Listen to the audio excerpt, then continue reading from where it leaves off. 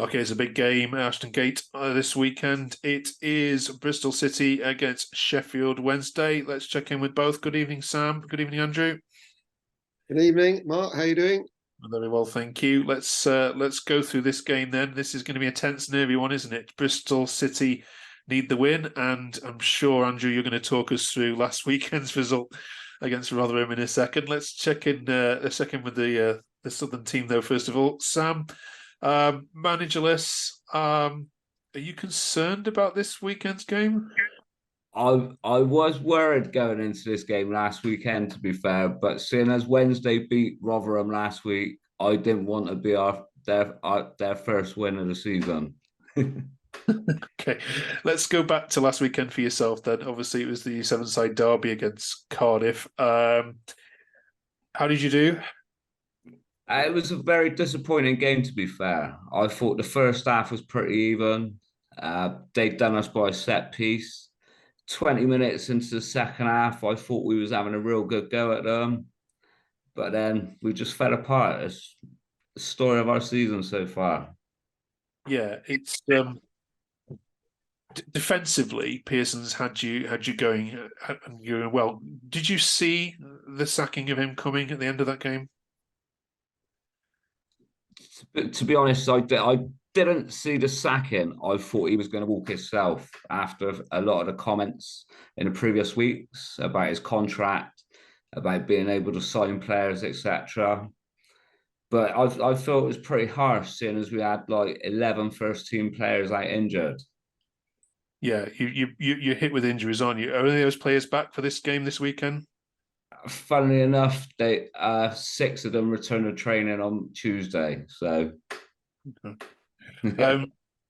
Last time you played Sheffield Wednesday, well, last time you beat Sheffield Wednesday, you won the last home game against them 2-0 in September 2020, obviously behind closed doors. What are you hoping for this weekend? Obviously 3 points, but are you concerned about a mini revival that they're under?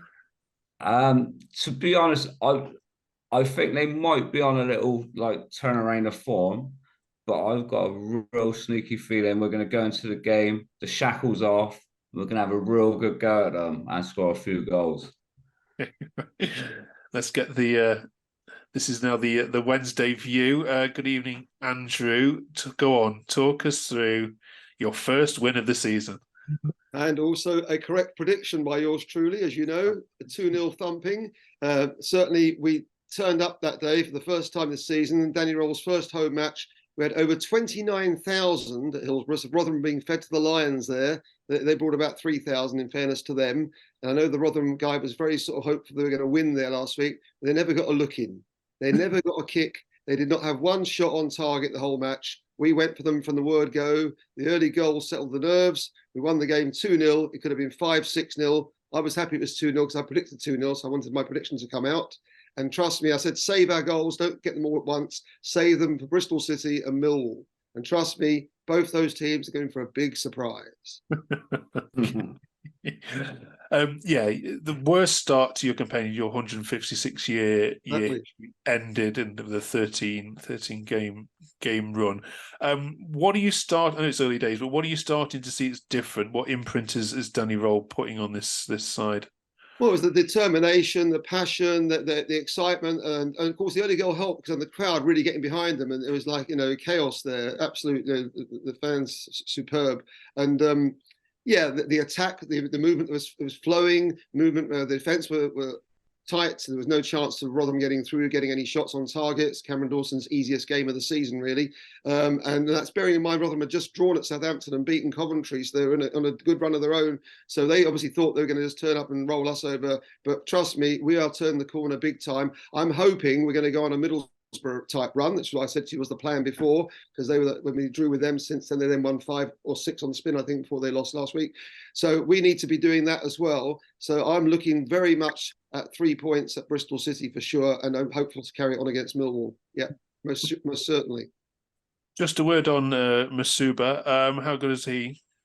Well, he's been making the goals. He made both goals last week. He's very effective going forward now. He's getting his confidence up. Obviously, these players have got the skill. They need the confidence to go with it. They need to see results, which, rewarding their performances, and at last it finally came right. Okay, it's only Rotherham, people might say, but Rotherham, are no mugs. I'd say they were a decent run, and the way we played, if we play like that the next couple of games, I'm very, very hopeful.